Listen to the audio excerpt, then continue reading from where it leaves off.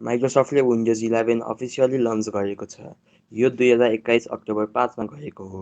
नमस्कार साथीहरू, तपाईँलाई टेक्निकल जीवी च्यानलमा स्वागत छ। आजको यो भिडियोमा म तपाईँलाई कसरी विन्डोज 11 को आइएसओ फाइल बनाउन सकिन्छ भन्ने प्रोसेस देखाउने छु। तपाईँहरू कुनै एउटा ब्राउजरमा जान्नुपर्छ। म चाहिँ यहाँ क्रोम ब्राउजरमा गएको छु।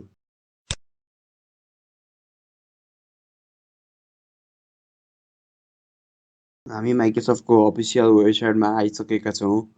तल डाउनलोड बटनमा क्लिक गर्नुहोला।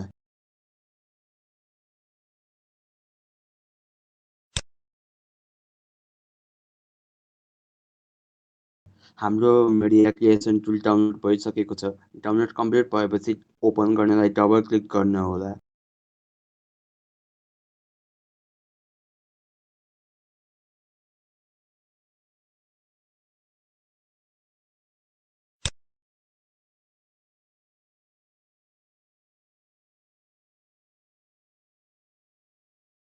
हाम्रो अगाडि विन्डोज 11 को सिम्बल आएको छ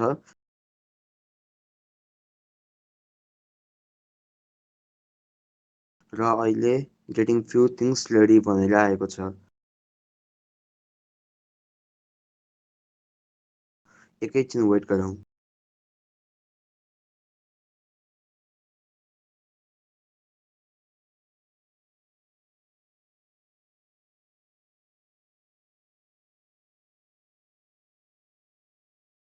हाम्रो अगाडि एग्रिमेन्ट आएको छ।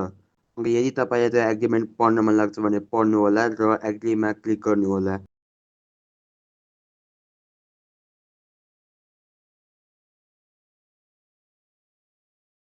अनि फेरि गेटिङ फ्यु थिङ्स रेडी भनेर आएको छ।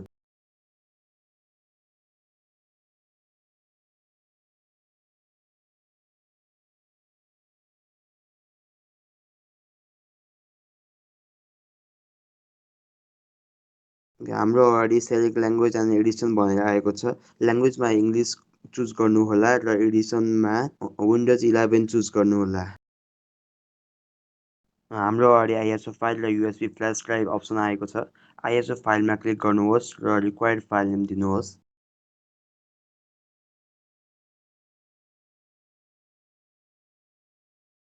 डाउनलोडिङ प्रोसेस सुरु भइसकेको छ।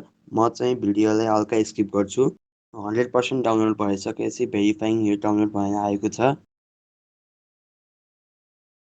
100% भेरिफाई भइसकेपछि क्रिएटिङ विन्डोज 11 मिडिया भनेर आएको छ।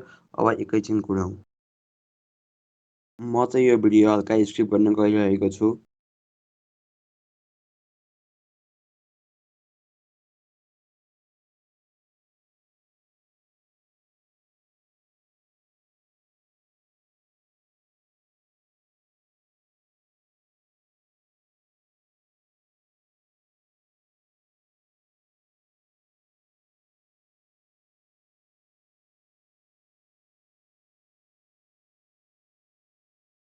हन्ड्रेड पर्सेन्ट भएको छ। कङ्ग्रेचुलेसन्स, तपाईँले विन्डोज 11 को आइएसओ फाइल सक्सेसफुली बनाउनु भएको छ।